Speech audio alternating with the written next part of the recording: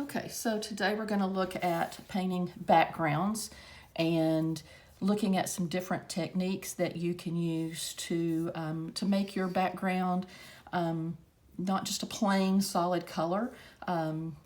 That's what makes them, your painting different from somebody else's. They may be painting the exact same design, but it will look different. This is one of those. So we're going to start off, I'm using the Deco Art Americana paints. So our first one we're going to do here is we're going to take two colors and we're going to do like some X's on our canvas. So we're going to do a yellow and a white with this one. So we're going to take our brush using a 3/4 inch brush, a little bit of yellow on one side, a little bit of white on the other. And I drew an X on the canvas because we're also going to paint the sides, and we'll look at the side techniques in a different video. But we're going to start by just making kind of X's. And if you find you've got a little too much of one color, then add the color that you want. You can make this heavy on, in this case, heavy on the yellow, heavy on the white. And if you find that you've ended up blending your color too much, you can, like here, that's kind of all solid yellow now, so I'm going to take a little bit of white and dab. And then we also want to make sure we get the sides of our canvases. With the canvases like this, you don't have to frame them. You can hang them straight on a nail on the wall. You can put them on an easel. So you want your sides to be painted as well, and that gives it a finished look. So you can see here with this technique, it is kind of just a marbled effect. And I think I want a tiny bit of white there. And let's do a couple of little dabs of just the yellow there. And it's okay if you've got part of it is a little bit heavier, or if you have a brush stroke that you can see, that is okay because it just adds to the texture. So that is one method. So now I'm going to wipe my brush off on the paper towel. I'm going to clean it here in with some water.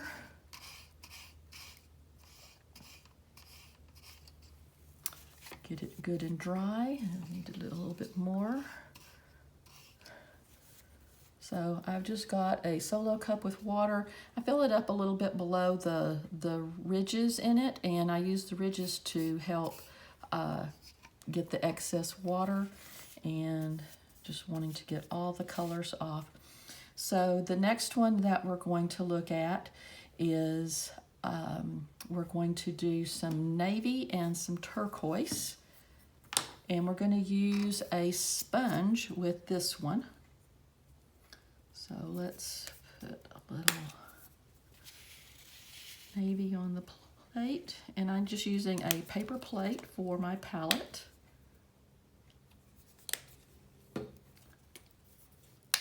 And a little bit of turquoise.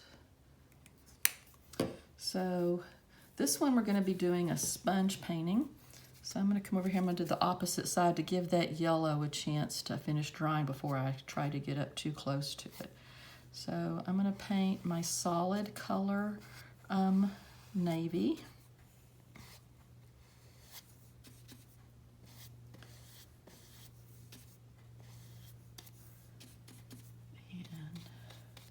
And this one, I'm not going to do the side with the navy.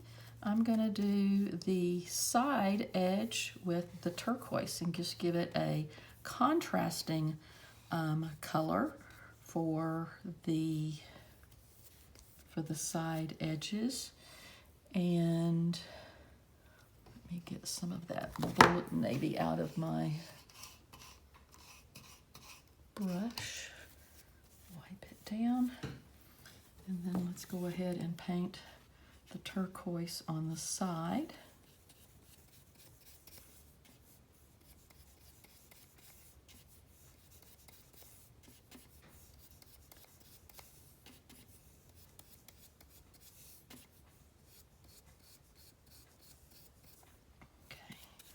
So now I'm going to kind of, and in this case, I'm keep the straightest line that I possibly can at the edge of the canvas, the line between the navy and the turquoise, but I don't think it's an absolute, that it has to be an absolutely straight line. All right, now here comes our sponge painting part of this. Let me get this brush cleaned off. Don't want the paint to start drying in the brush. All right, we're gonna take a sponge, and I just take a regular sponge that I buy at the dollar store and cut it into strips, and then I've got it to use. So what I'm gonna do is take my palette, and I don't want to put a lot of paint on the sponge, because then you kind of lose some of the effect. So I'm just going to take a little bit and then just dab it around on top of the darker blue. And so you can see you get this kind of interesting effect. I can do some spots with a little bit more than others.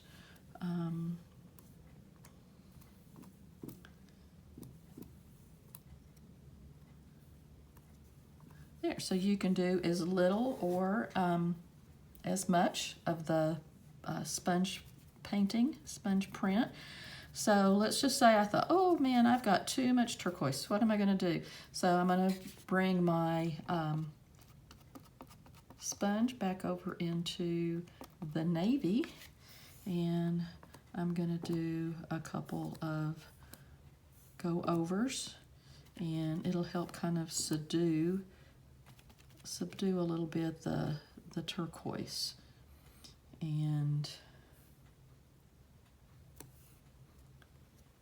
so there. So that is the sponge painting effect for a background. And you could see, you know, either one of those just adds some interest. It's not just a plain. It also cuts down on worrying about the perfection of a solid color background. If it's solid color, then you see every little flaw, every brush stroke, everywhere that you have more paint versus a little bit less paint. And so going with some texture in the background really does, you know, help you in a lot of different ways. The next one we're going to look at here is some gray and white. And, oh man, I'm using up the last bit of that gray. That's okay. So I'm going to take, this is kind of a dark gray. It's called zinc.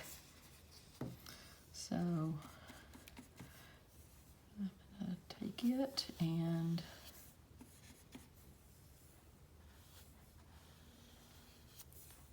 do a solid color. I'm only going to do half of this triangle here, because I want to show you two different ways you could do this. So let's go ahead and do the edge.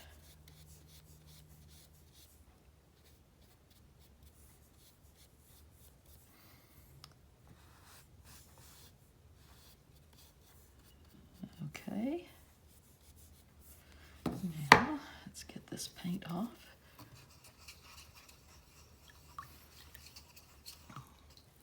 Get our brush cleaned out. Dry it off. And then I'm going to paint white on this other edge. So even if you're doing white as your background, you still want to go ahead and paint it white. You don't want to leave the canvas plain, because when you do these backgrounds with multiple colors, having one color underneath Even if you let it mostly dry before you do the second coat, it still kind of blends, makes it cohesive, and so that it doesn't just look like you slapped one color on top of another. And you won't get that if you just are doing it on top of a white canvas. Clean my brush.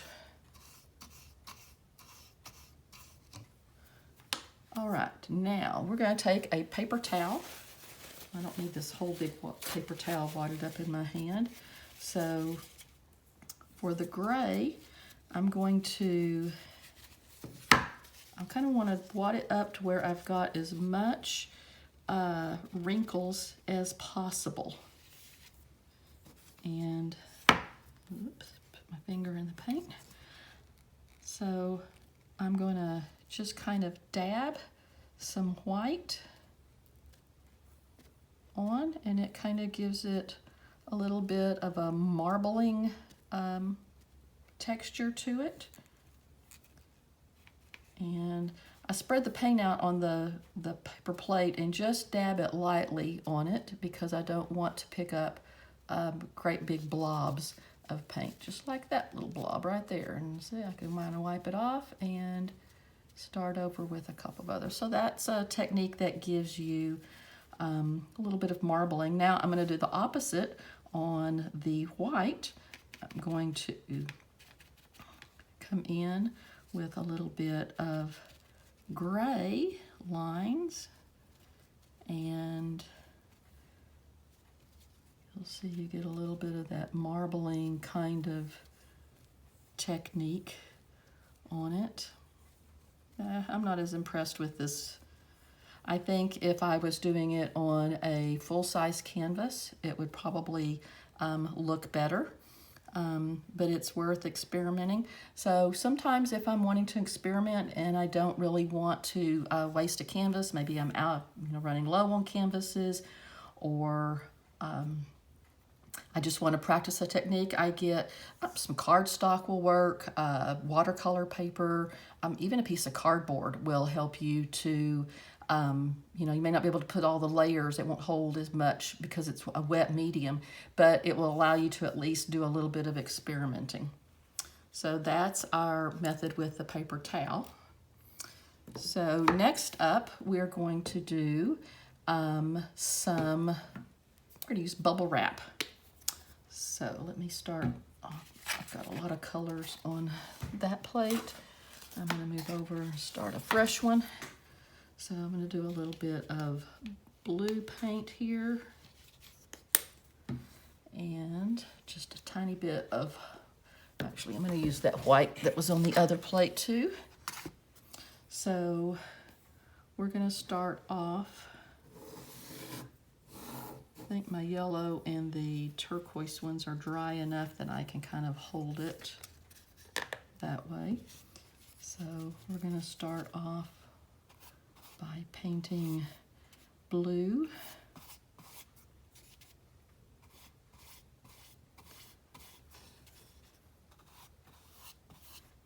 And I'm being careful not to get too close to the other colors because they're not totally dry. When you're doing colors that are greatly different, let the first color dry before you start the second color. Otherwise, it's easy to smear it accidentally. I have certainly done that a few times, and it keeps them from blending together too. So, okay, so I have the blue painted. Now I'm going to bring my white back in and have some bubble wrap. I think I'm actually going to cut this in a smaller piece. All right, and you want to make sure you are using the side with the actual bubbles sticking up. And I'm going to take a brush and I'm going to kind of paint over some of the bubbles with, because I don't want to get too much paint on them. All right, let's see what this does. So then you take it and you kind of tap it You can tap it and press it down. Ooh, see, it picked up some blue. So let's see what I'm gonna do. I'm gonna cut that part off. It's the benefit, I guess, of using smaller pieces of bubble wrap is that you can cut off, just use small sections at a time. Okay.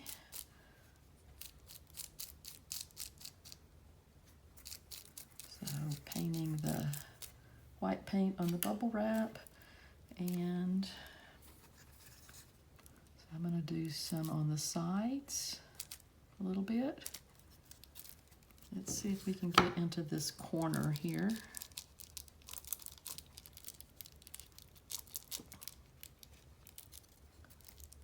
So I think this one probably works best if the bottom coat is totally dry. So that's lesson learned. There's never a mistake. Well, there are mistakes, but there's happy mistakes. And also that's the way you learn, is by making the mistakes and trying different techniques. So that's that could be a snowfall.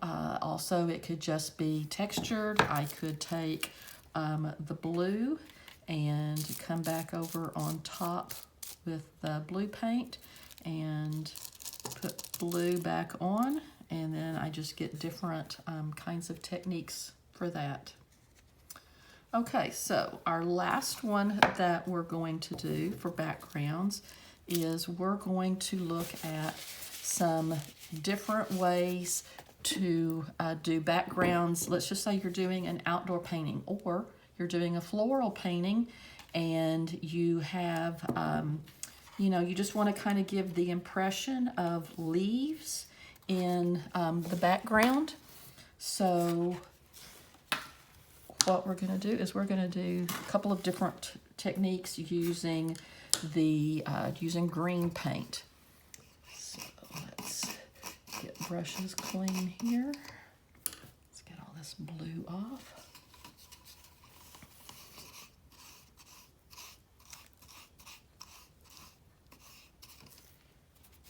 Okay.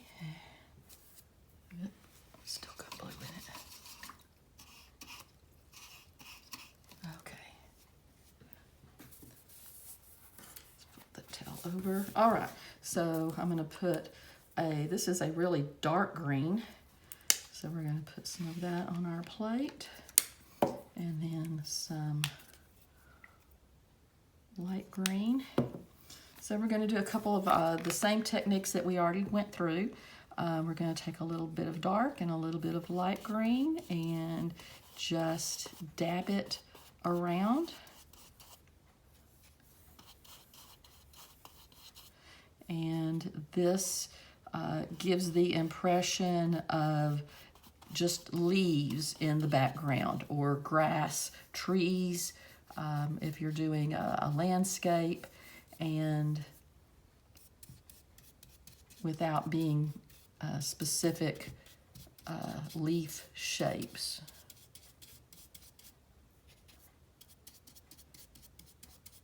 So I try to always just keep the habit of painting the sides of my canvas when I'm doing it.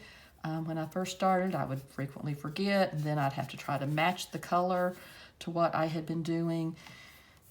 So now, even if I think I don't need the sides painted for whatever reason, I just try to keep that habit. So here is our kind of mixed greens.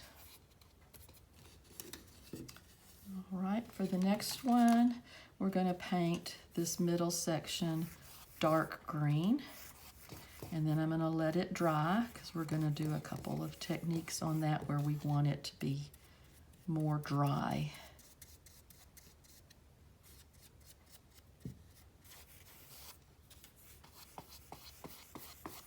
And I am, because I know I'm going to be doing some texture on top, I'm not worried about my brush strokes having everything looking perfectly smooth.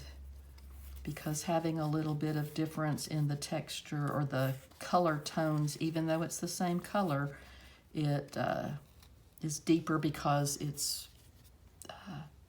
some spots are heavier than others. And then let's go ahead and do the bottom also.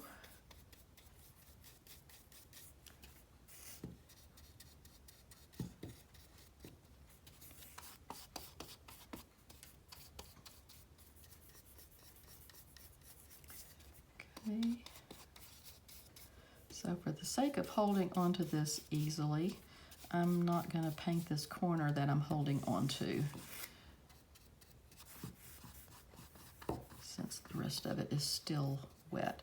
So that's another tip, is that when you're doing your background, some backgrounds you have maybe sky for the top, and grass, brown, greens, assorted other colors for the bottom part of the background. I'll do the sky first, let it dry, then I can turn it around and I've got something to hold on to on the canvas. And so then I can do the other one and have something to hold on to without just getting paint all over me. And it's washable. I don't mind getting paint on me, but it's a greater chance that it smears in other places. So, and that we don't want. So I try to be neat, but it doesn't always happen.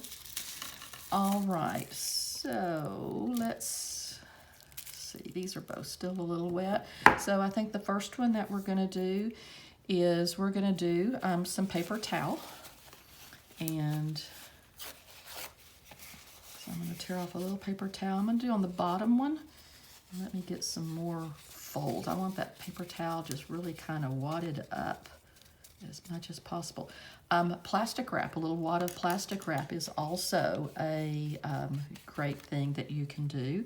So I'm gonna put on some different texture here with some paper towels. So that adds a little texture to that. It can look like different grasses or leaves.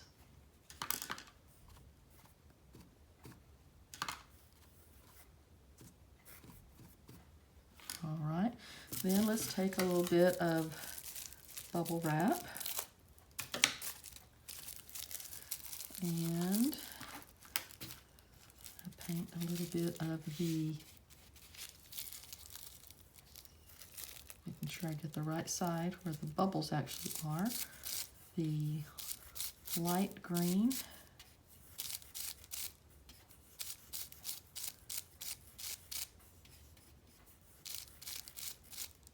Okay.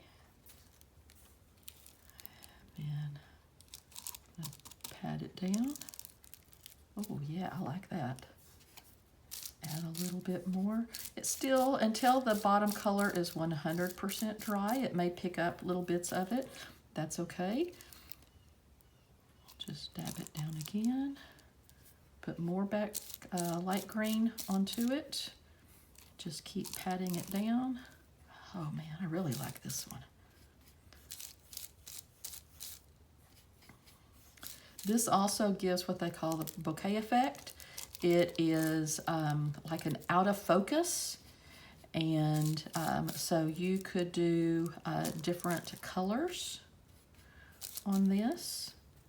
It doesn't have to be all the same color. For this one, I wanted to show you so that it could be background for greenery. But this makes me think about this other one that we did. And so I could come over where we did the blue with the white. I could add a couple of green dots to it, for that matter. I could also do, let's get our yellow back over here, and let me add some yellow to some circles.